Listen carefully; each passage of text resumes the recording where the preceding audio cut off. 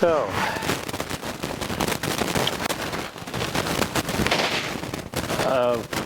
we're gonna look at the chain rule a little more. We're gonna do a few problems, and then we're gonna use we're gonna learn what's actually it's kind of an application of the chain rule called implicit differentiation. It's a neat trick. It's the way I look at it. Surprising neat trick. But before I get started, I had some thoughts. I went to see a lecture yesterday by a member of the staff, data science professor named Daniel O'Connor. And he did some work, some math work, that had a interesting application to a cancer machine, cancer therapy machine. Coincidentally, I worked for a company who did the same thing that he did some research for. And I'm going to get to a little bit about what he was doing. But first, I kind of have an anecdote. As some of you may know, I have an alternate career as a computer programmer. I worked as a contractor for many years, and so I get to move around and see all sorts of things. And shortly after I graduated, I got my math degree. I got my math degree kind of late in life. I was in my 40s. But I had a friend working for this company.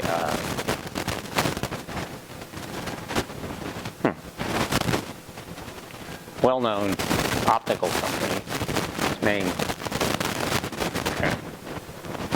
It'll come to me in the middle. And they had a division that was working on something called a LASIK machine. You all heard of a LASIK machine? Okay, the idea is they use a laser and they cut little tiny slits in your eyeball so that if you're nearsighted, you become farsighted, or vice versa. They can do various things. It's kind of like they make little scratches in your eyes. And if you ever thought of this operation, I'll tell you that I heard that all the engineers at this company said they would never let anyone do this to them. So, but what's a LASIK machine look like?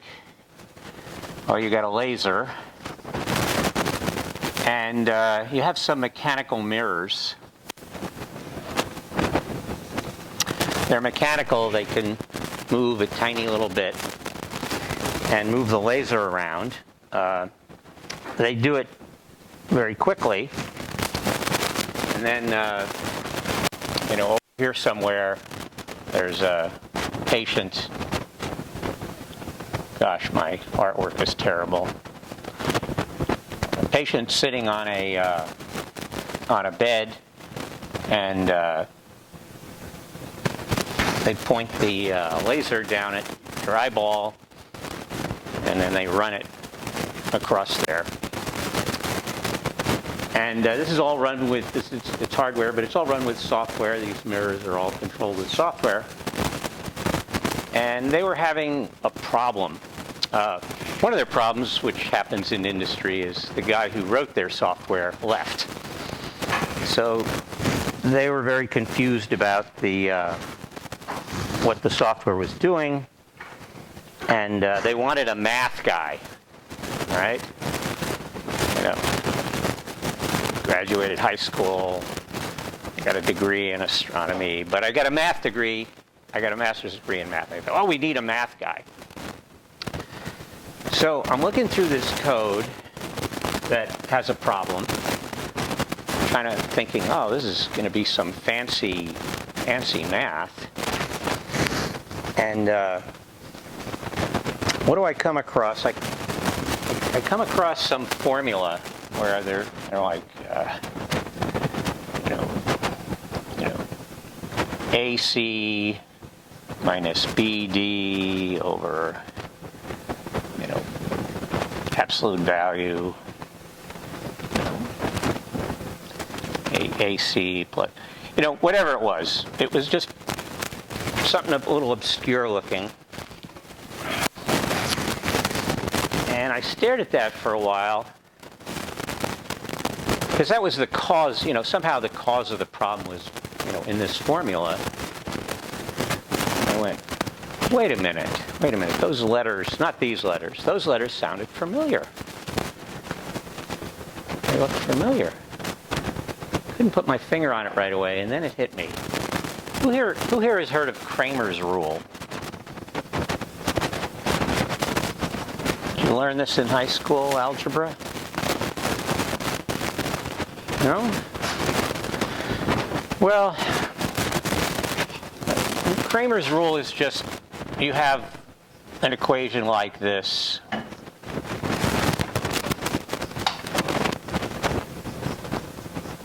Two equations and two unknowns. And rather than going about the usual process where you either substitute or you eliminate, it's just a formula that gives you x and y. So they're hiring some guy who's got now 8 years of higher education, degree in math, to do something they sometimes teach in high school, not always. It's not that hard. So, all right. I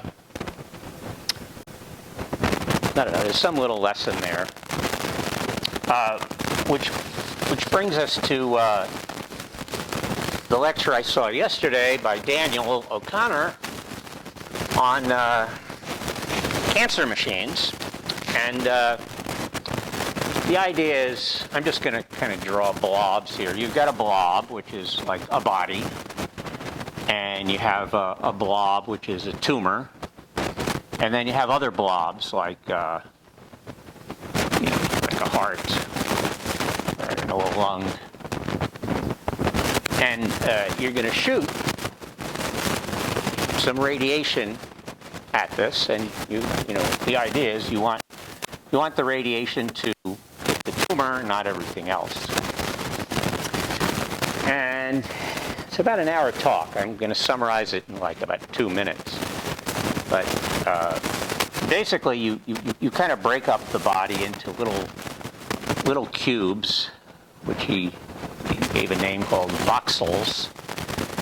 And he doesn't know anything about the physics of this. He doesn't know anything about when you shoot this with a certain intensity, how much energy. He doesn't know anything about that. All he has that. It's all in a big matrix, which he calls A, and he's trying to figure out how much energy each of these little voxels. So he uses this notation d sub I, where I is one of these little cubes in here, and he calculates this as this very complicated matrix, like a matrix with like billions of entries. Somebody has to come up with, he doesn't, and times some vector. The vector being, well, we're going to shoot at some radiation at this, but we have some choice about how we shoot it. We can adjust our lens or our how we're shooting. And then he comes up with something. He says, well, so the job is to minimize. The job is to minimize something here. In this case, it's this vector minus d hat, which is it's the d you want to get into the tumor and not into the heart.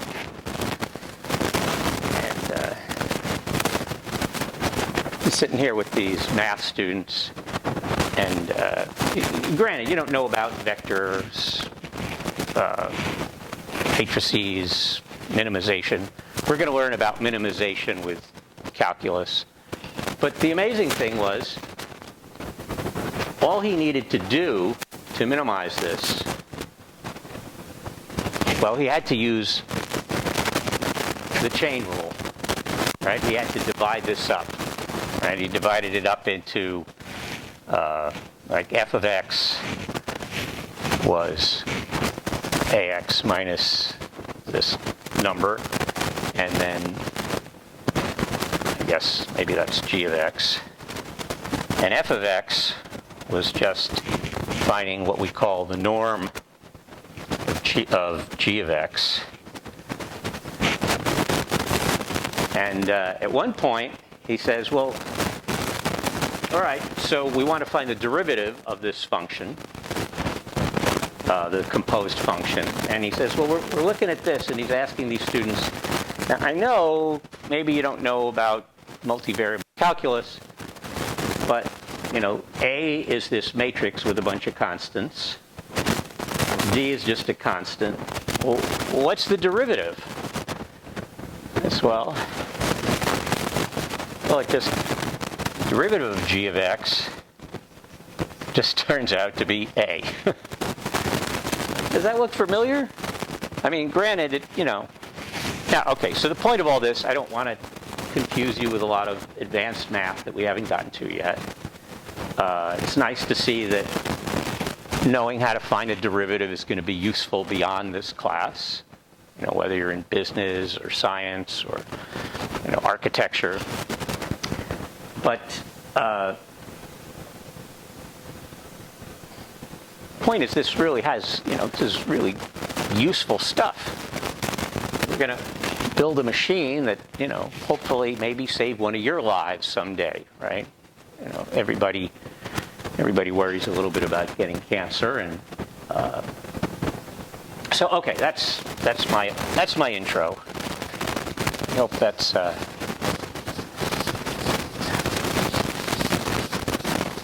you know, when you're doing that homework, or I hit a low point, Mr. Schönbrun's kind of boring or something, like go back and go, yeah, but this is, you know, this is going to be great stuff. This can be really useful. So, okay, before I go further,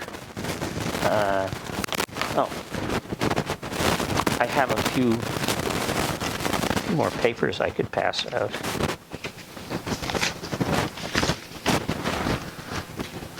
William's not here.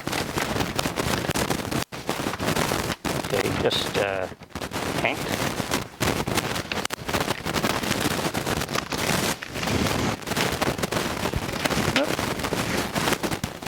And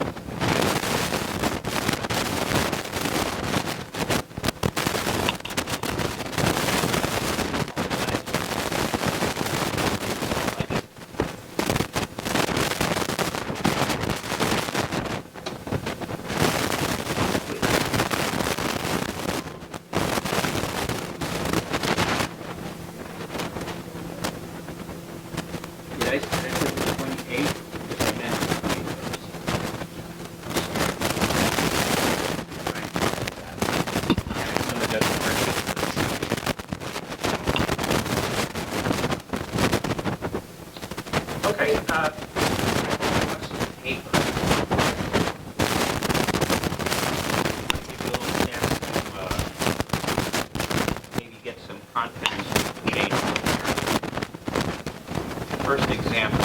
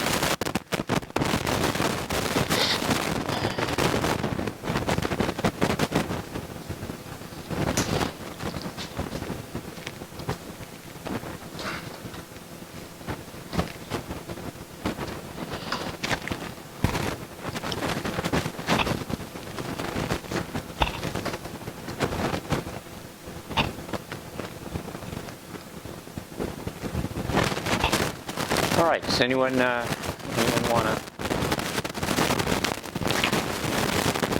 tell me what they get here?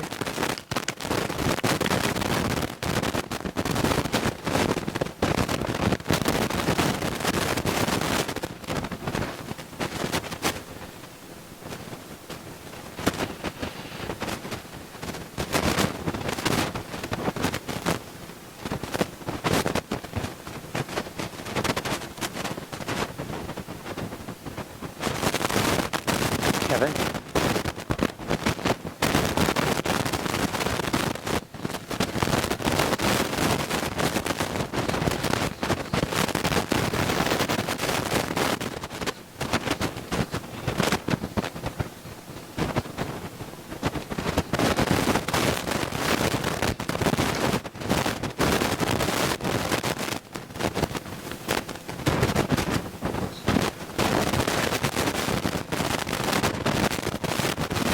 Okay.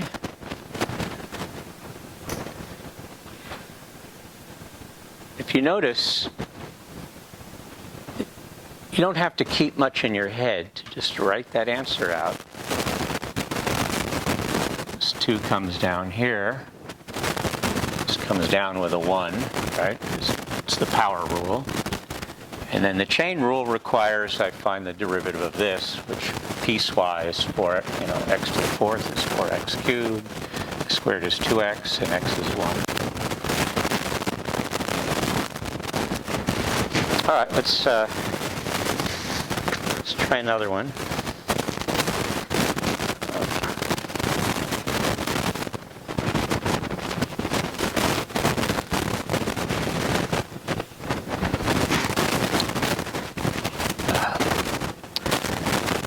I'm going to write it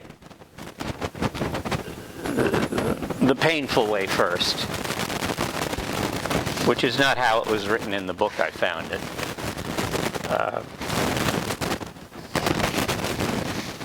But I just want to show you that sometimes just by doing something simple, you can make things a lot easier on yourself.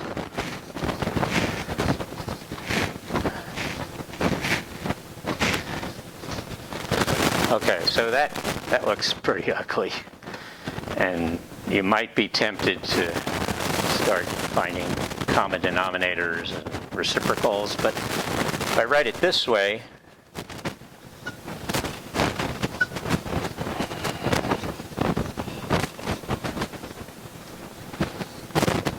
that suggests just using the power rule, and that'll be a lot easier. So give that a try.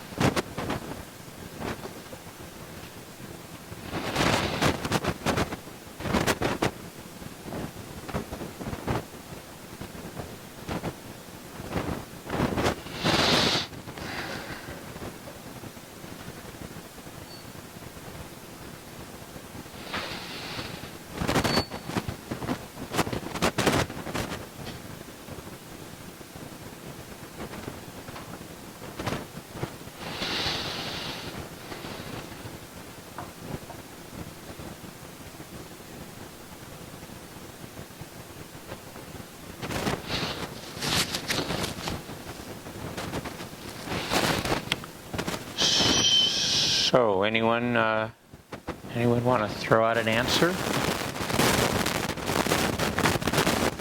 Any brave souls?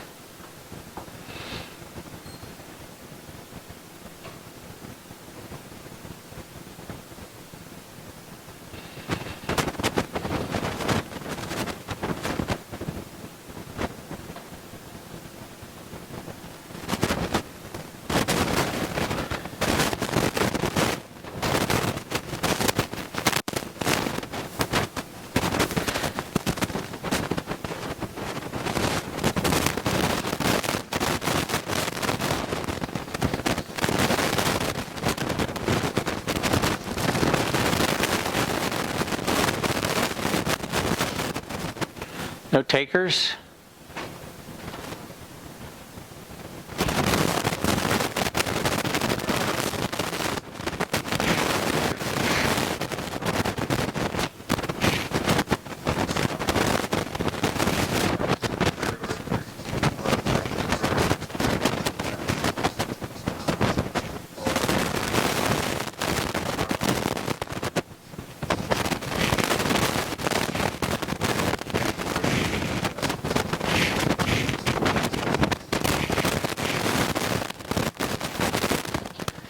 Again, I can just look at this. -1 comes over here. This becomes -2, and I just repeat what I have here. That's my power rule. And then I just need the derivative of what's in here, which they very conveniently set up so that these numbers go away. X cubed over 3, well, that's x squared. X squared over 2, that's x, and so forth. So pretty straightforward. You don't have to rewrite this. I mean, you could write this as this quantity over this quantity squared, keeping the -1 in there.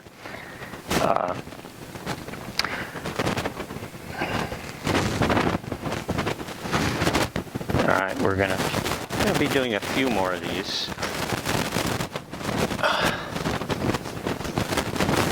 Just keep in mind, you know, they look more intimidating than they are, right?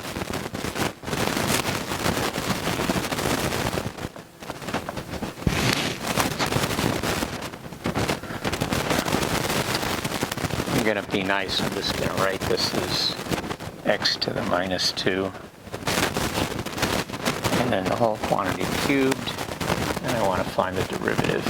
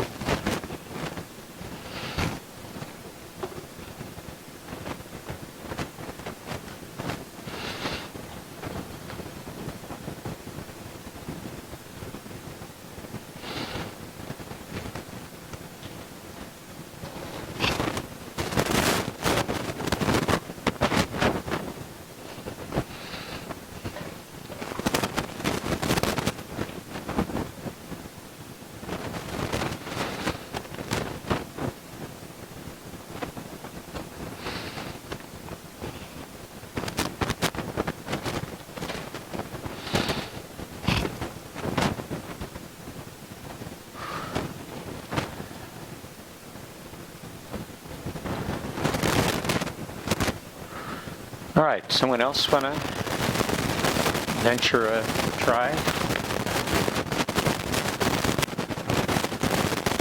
How about someone in the back row? Some brave soul in the back row.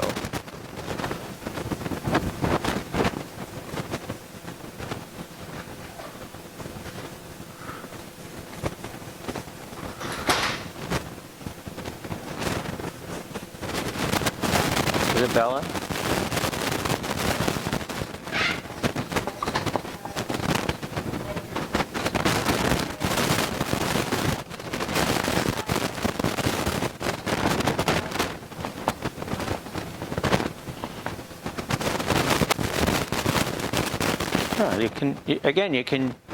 You don't have to do a little side calculation on any of these. You can just kind of write it down step by step. Power rule, the 3 comes over here, and you subtract 1, 2, this quantity. Then you have to find the derivative of this quantity. Very good. All right, we'll actually do one that actually is a little complicated, and you might have to write something on the side for. Let's try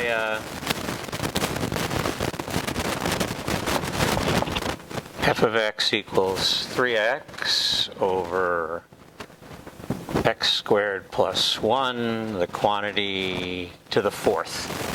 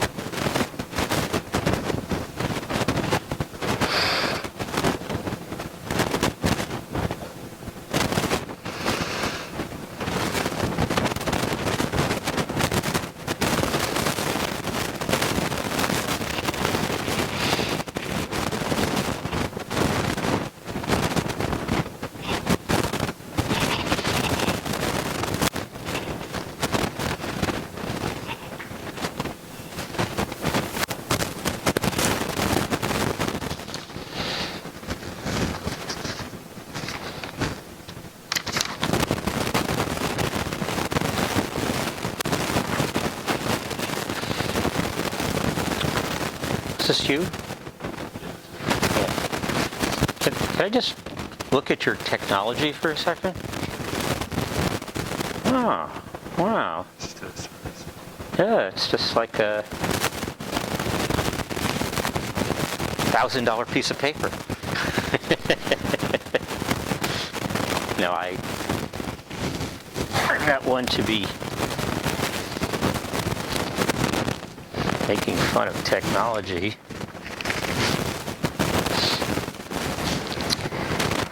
Okay.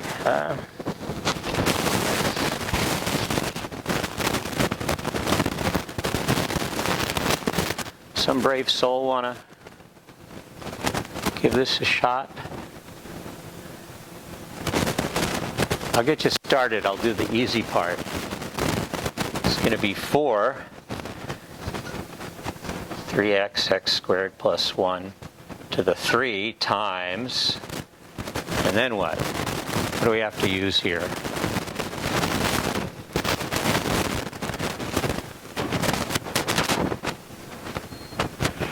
What rule will we have to use? Yes, Beth Ann.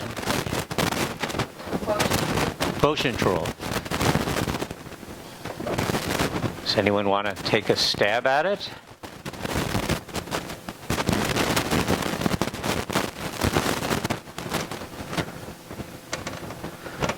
This is where you'll make a mistake on one of these, right? Okay. So this is my f and this is my g. So f prime is 3 times g minus f times the derivative of g. Well, that's 2x. And then just over x squared plus 1 squared. And, there's a little bit of simplification there. All right.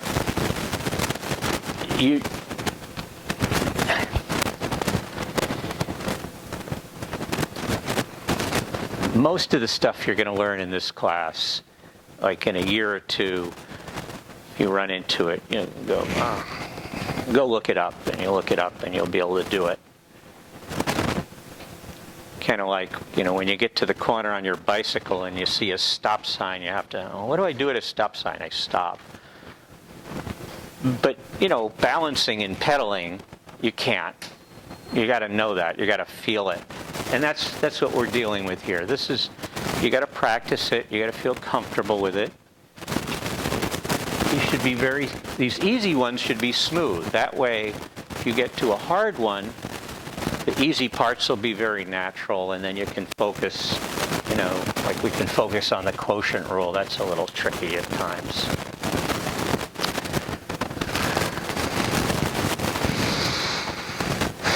All right.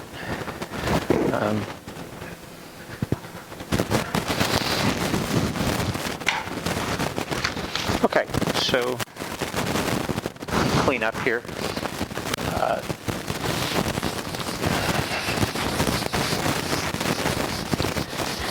Something I love about implicit differentiation is it looks like the problems look just really intractable. We have no idea how to go about it, and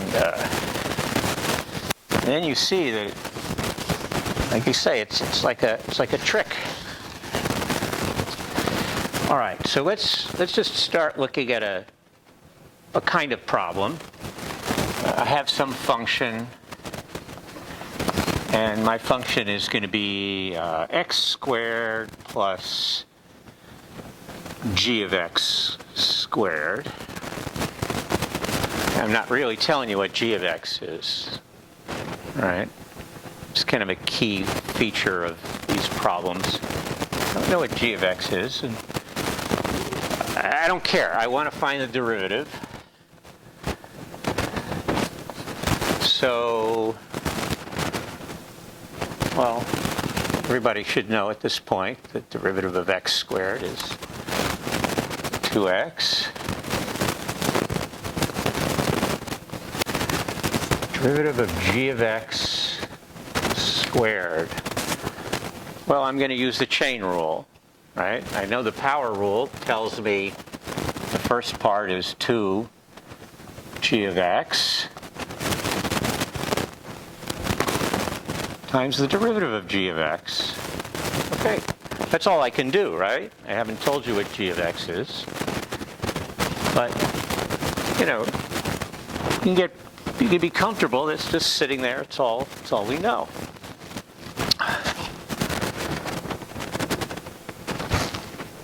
So now we're gonna look at a real example.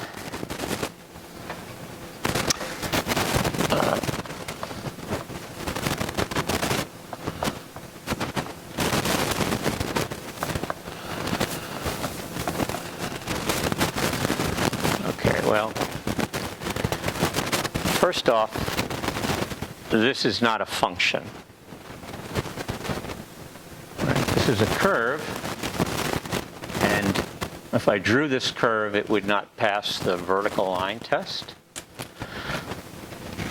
But that's okay. I mean, we've only been dealing with functions that we could explicitly describe in terms of x.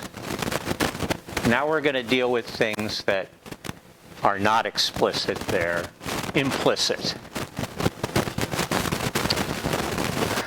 Well, in some cases, a problem like this, you might try and solve for y. Like, I think if we did this, this is an easy one, x squared plus y squared equals 1. It's a circle. Well, we could solve for y. Y is equal to the kind of plus or minus the square root of 1 minus x squared. We can treat this as two functions. You know, one of them's the top of the circle, and the other's the bottom of the circle. We can find the derivative, and we can do what we want to, which might be find a tangent at some point. If that's going to work at all here, it's going to be awful hard. So I hope I built this up as like, looks tough, right? But it turns out there's this nice easy trick. The best way, I think, to think about this is, well, y is some function of x. I don't know what y is. I don't need to know what y is to find its derivative. Okay? So watch, again, you know, nothing up my sleeves. Let's find the derivative of both sides of this equation with respect to x. All right, so I'll even write it out.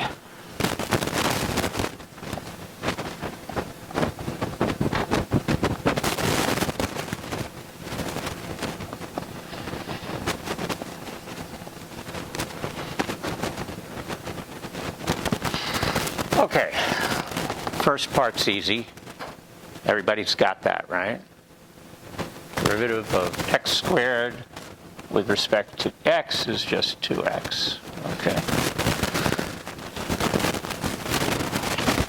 Well, remember, y is a function of x. We don't know what it is, but we can handle that, right? Using chain rule. It's going to be 3 y of x squared times y prime of x. Oh, okay. Hope by now you know the 6 can come out here. We don't really need to worry about it. So we've got x times y of x. What rule is going to help us do this? There's a rule that we learned, basic rule. What rule is going to help us find the derivative of x times this function y of x? Kevin? Product rule. Yeah. Should be second nature by now. Product rule. Okay. So x times the derivative of y plus the y. Well, the derivative of x is just 1. All right.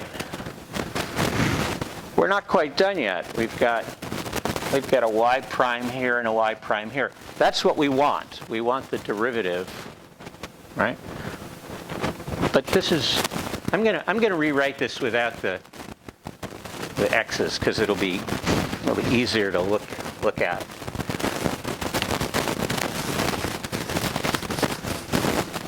And easier to do these problems this way. So I have 2x plus 3y squared times y prime equals, I guess I might as well multiply through 6x y prime plus y. This is in my way. Well, this is what I want to solve for. So let's first get the y primes on one side of the equation.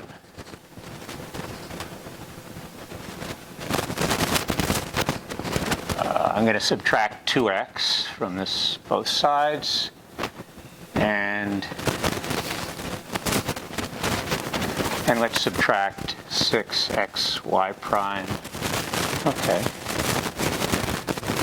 Now I factor y prime. 3y squared minus x equals minus 2x plus y. And finally, I'm going to divide by this quantity. Oh, might as well reverse it.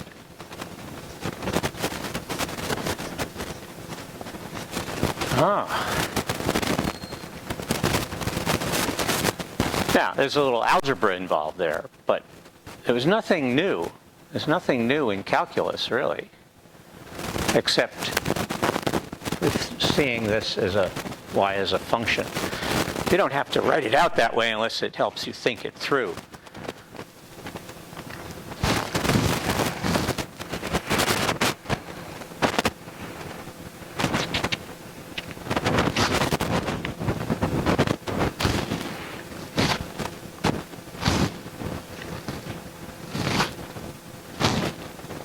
I think I made a mistake here.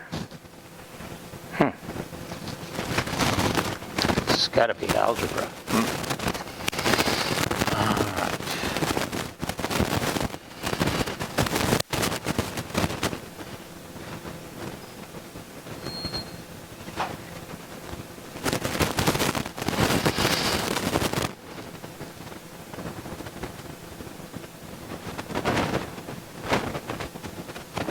What happened to the 6?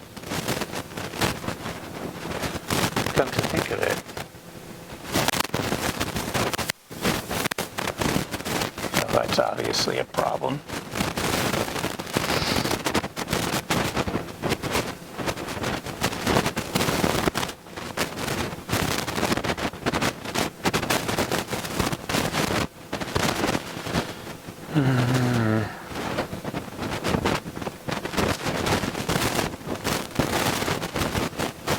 Okay, that's starting to look better. And I can divide out a 3 here. No, better not. Okay.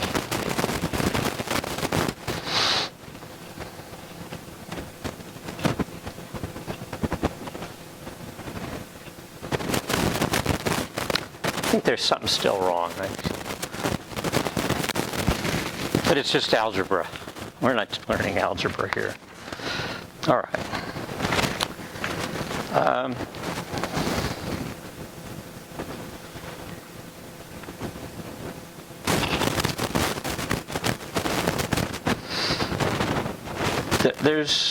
No, we got to get it right. We got to get it right.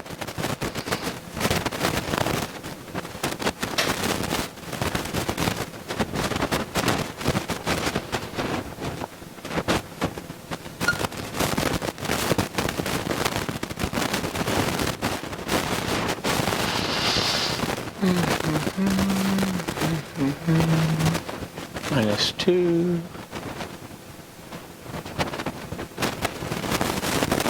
3. take the 3 out here.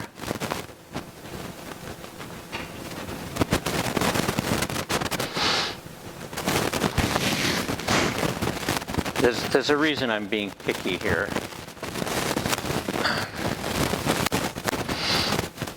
So 6y minus 2x over 3 times y squared minus 2x. I hope my notes aren't wrong, because I'll go around in circles for ages looking. I think that's right. There's more to this question. See, this is a curve. At any point on that curve, we might want to find a tangent. So where I got this from suggests that there's a point on the curve 3, 3. Well, we better check to see if that's true. So 9 plus 27 equals 6 times 3 times 3. Is that true? 18. 18 times 3. No. I don't think that's right.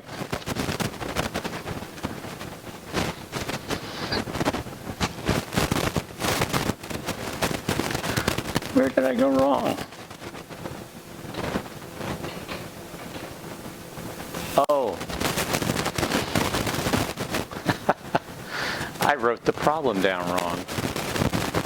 This is what the problem's supposed to be. Oh, I get 3x squared here.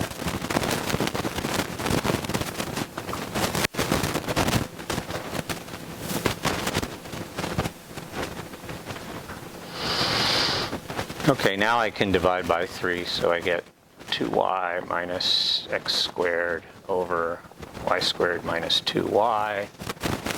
And now, if I plug in, I get what? 27 plus 27 is 54. 18 times 3 is 54. Okay, so we've got a point on this curve, 3, 3, and we want to know the derivative of it. So, what do? We just plug in 3, 3. So 6 minus 9 over 9 minus 6 is, it's going to be minus 1. So we can take this very, very exotic looking expression and say, what's the slope? What's the derivative at a point? There's another piece of this puzzle which is really basic. I want to just go over it once, because you're going to run into it. What is the equation of that tangent? I know the slope, right? Let's see, I can do this over here. I know the slope is minus 1. I know it goes through the point 3, 3. Anyone recall how you go about finding a line given a slope and a point that it goes through?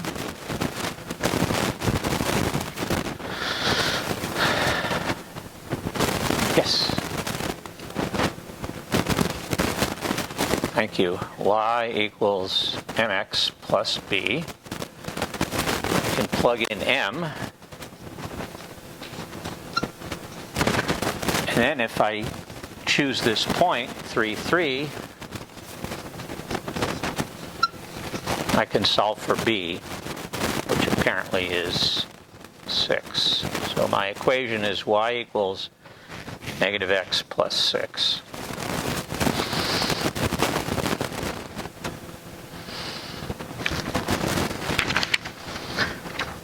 All right. We should do another one of these, implicit differentiation.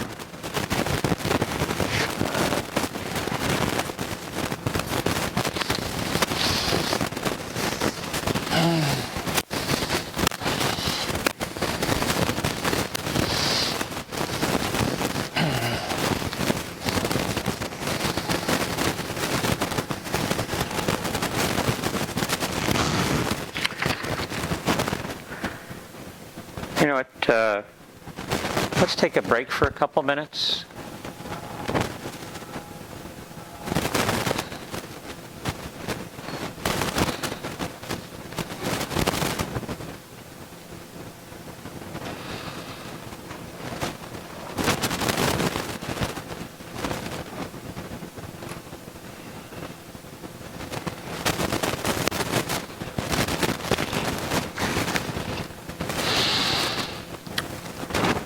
All right. Any questions so far about this technique here? We'll look at a few more examples. The strategy is almost always the same. They just sometimes look a little different. Here, I want to find y prime, given this monstrosity here.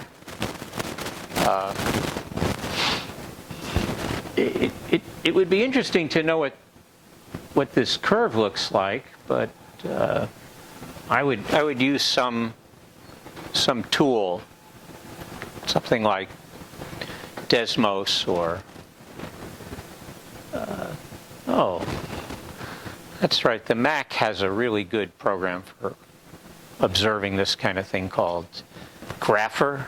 Anyone here use Grapher? I love Grapher because you can put it in 3D mode, and then you can draw these kind of neat surfaces in X, Y, and Z. Okay, but back to this. Again, we just plow forward. We'll find the derivative of the left-hand side and then the right-hand side, keeping in mind that y here is a function of x. We don't have it explicitly. It's implicitly defined by this equation. Okay, so derivative of the sine is the cosine.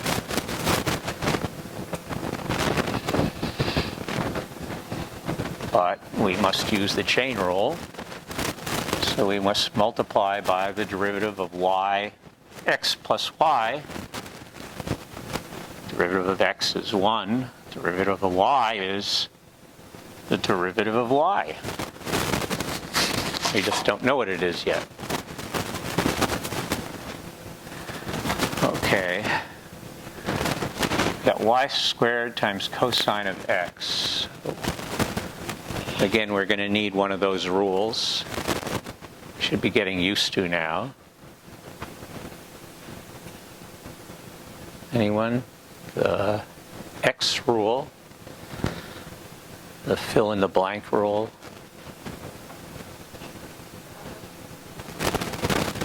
Product. Thank you.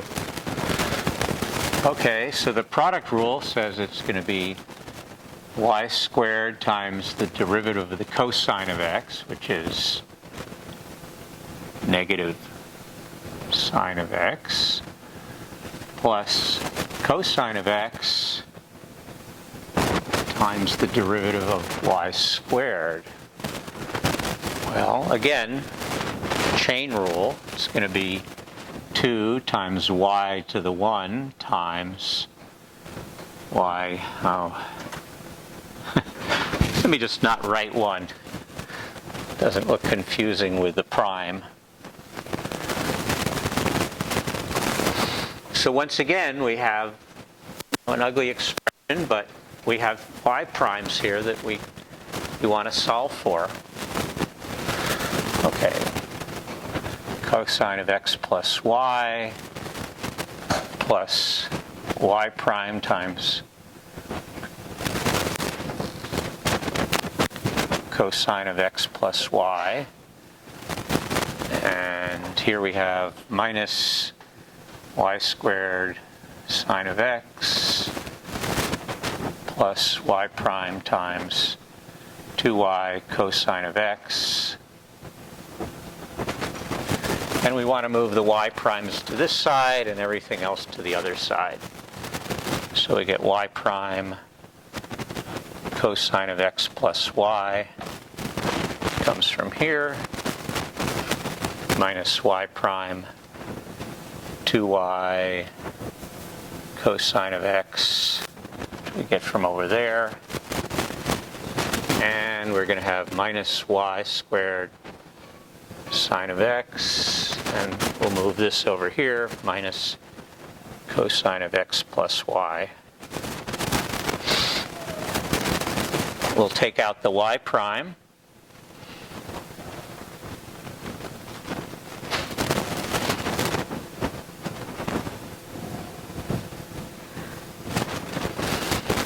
This, I might as well take out a minus 1 here, right? Make it look pretty. Y squared 1 sine of x minus cosine of x plus y. And again, we divide by this fellow.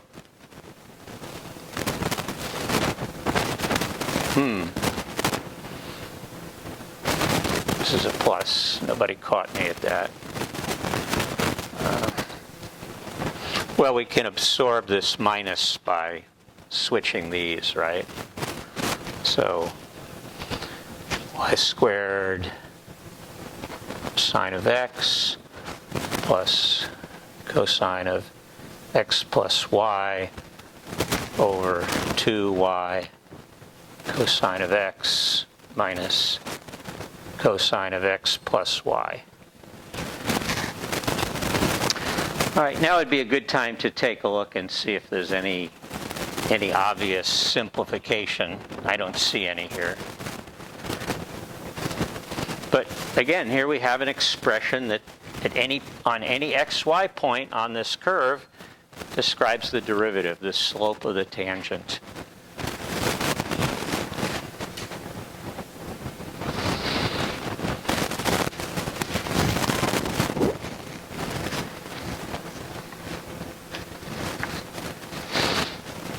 All right. I'm going to let you guys try one.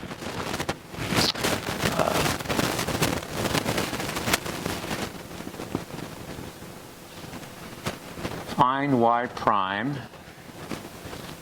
We have x to the fourth plus 4x cubed y plus y to the fourth equals 1. I'm going to rewrite that a little more carefully.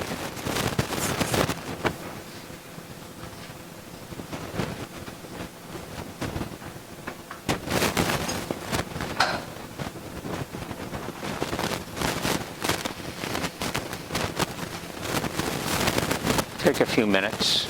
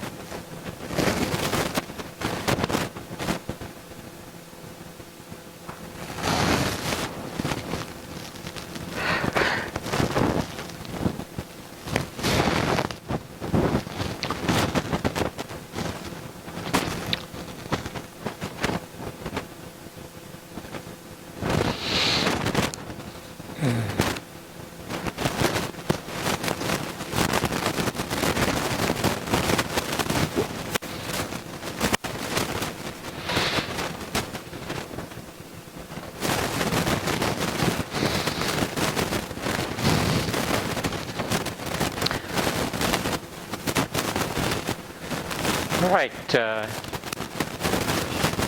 Someone want to just spit out an answer? Just, it's okay if you make a mistake. I seem to make them all the time here. Or you could just get it right. Come on.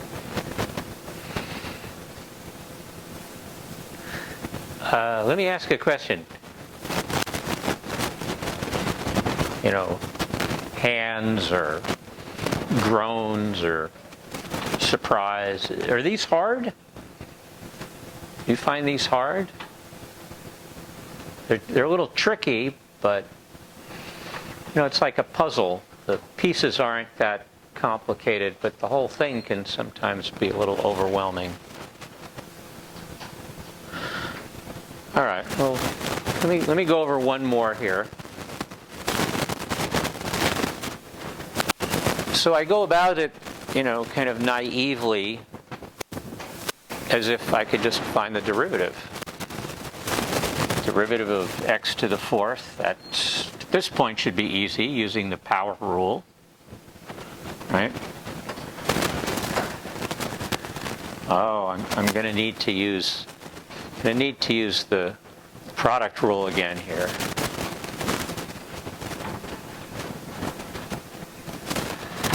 So x to the x cubed times the derivative of y, is y prime, plus y times the derivative of x cubed, power rule. And now here I want to find the derivative of y to the fourth. Well, again, using power rule. But the chain rule requires the derivative of y, which again is just it's my y prime. Oh, equals the derivative of 1. That's what everyone should know, the derivative of 1. 0, yeah. Okay. So now I want to separate out my y primes and put everything on the other side.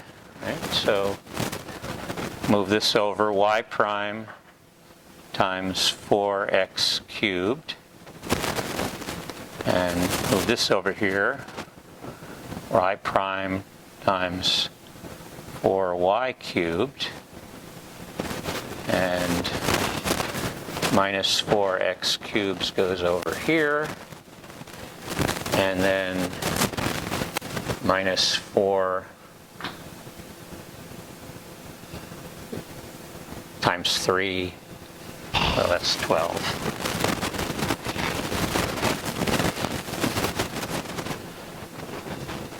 4 times 3 is 12. Y x squared.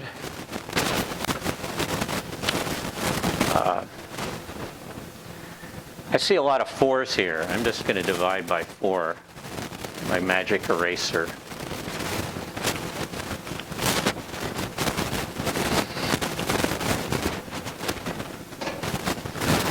So taking y prime out, I have x cubed plus y cubed. Oh, that's pretty. And taking a minus out, I have x cubed minus 3x squared y. I could take out x squared here too, but I don't think that'll buy me anything. And finally, I get y prime equals negative x cubed minus 3x squared y. It's just algebra. It's just exponents. And a few little calculus rules, product rule, power rule.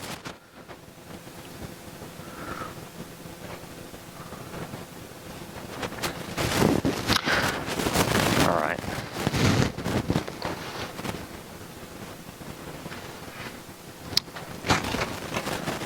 I'm going to give you the next level of complication here to try. Hopefully in a problem that's not too hard. Get the feel of it.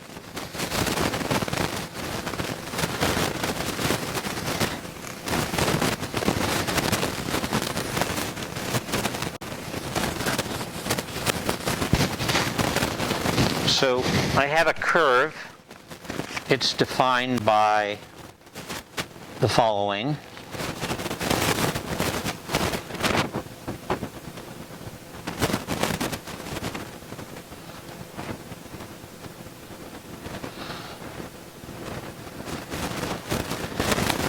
Can anyone tell me what that curve is?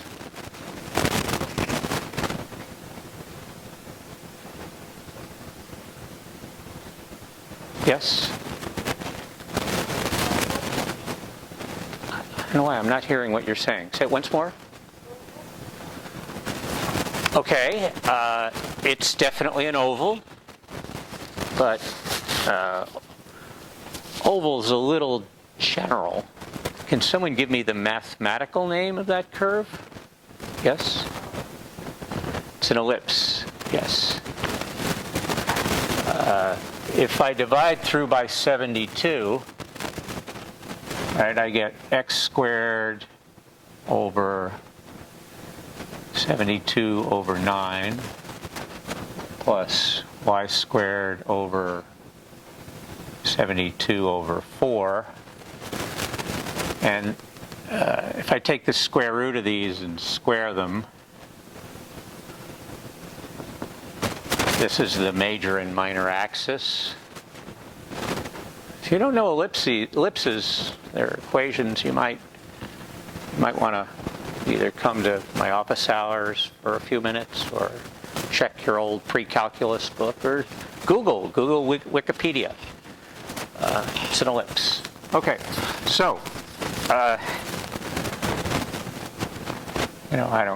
something like this. And I have a point on it, minus 2 comma 3. Oh, always check. Always check, because if you don't, it's not going to make any sense. 9 times 4 plus 4 times 9. 36 plus 36 is 72. Good. All right. It is on the curve. So minus 2, 3, it's up here. I want the equation of this line. So give that a try.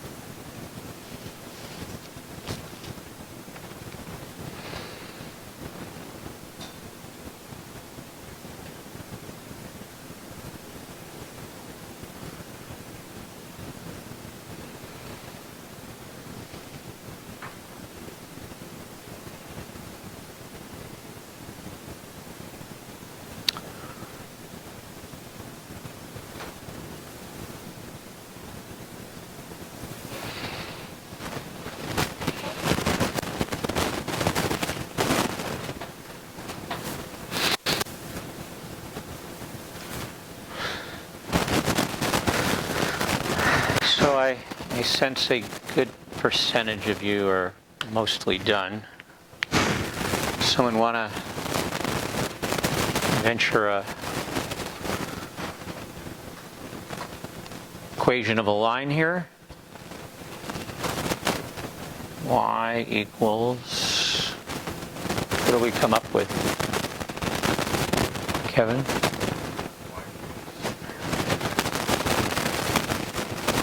Say that again, 3 over 2 plus 6. Okay.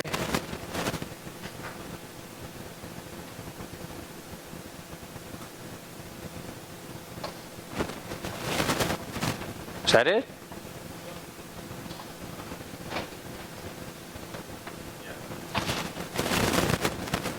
I see a problem. Maybe it's me. 3 equals, oh, wait a minute. Oh, okay, no problem. Good. Anyone get anything different? Well, if you got this, you probably got the M, which means you probably got this right. Does anyone want to see me do it? I mean, if you got it, if everybody's got it. If not, after class, see Kevin. All right.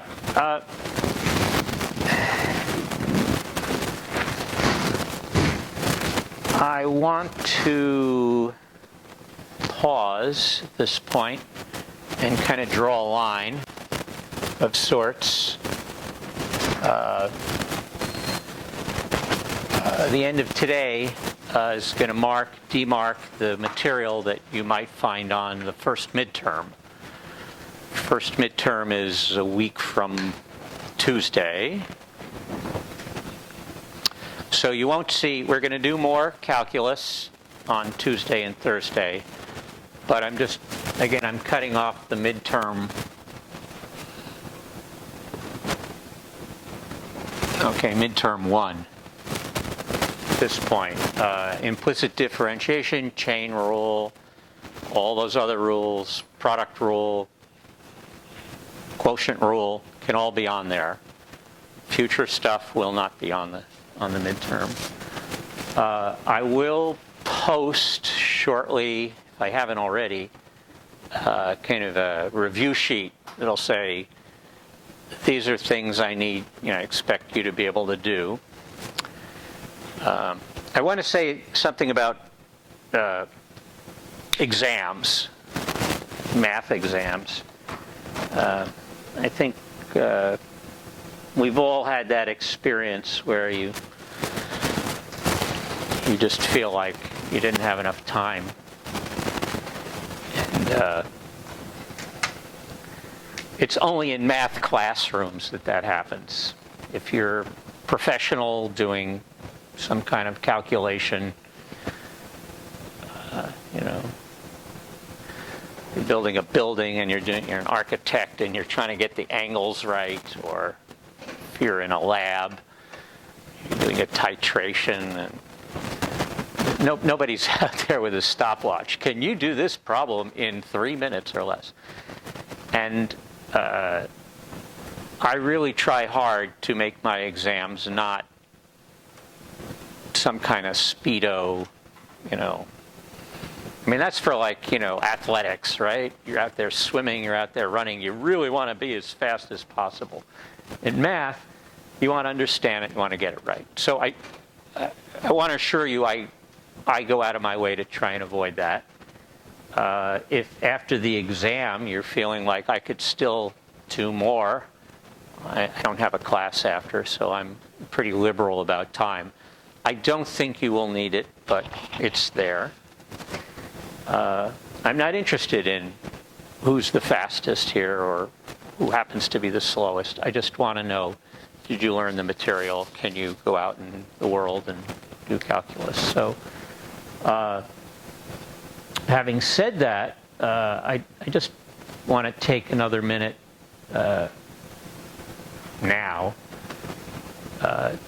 to throw out some advice about math exams. I, not that long ago, had the unfortunate, twice actually in the last 20 years. I was in a classroom 20 years ago, and for some odd reason, at at San Francisco State, there was this important thing they had to do at lunch, which was play music really loud, which just happened to be during an exam, and I was frustrated, and I went crazy, and the professor wasn't, actually, I think he was a little bit sympathetic, but he couldn't do anything about it. So we've all been in that position of we're tense, and it gets in the way. And my advice is, when you find, if you can kind of bring to consciousness the fact that, hey, I'm not operating optimally because I'm freaked out or I'm tired or whatever, it's not a bad idea to stop what you're doing for a minute. I even go so far as putting my head down on the table and, count to 100, take deep breaths, get yourself out of that mindset, because it's often lack of being able to, recall what you need. It's not you don't know it, but you're under stress. So, and of course there's the dumb stuff like don't stay up all night studying. Get a good night's sleep. If you can do caffeine under control. Have a little coffee before class, or if you don't believe in that, sometimes a little sugar, a little chocolate will help, just to kind of keep you even. You don't want to go over the top, because that can freak you out too. So, all right, that's all I have to say today. I'm here for a few more minutes, and I'm here at my office hours. Thank you.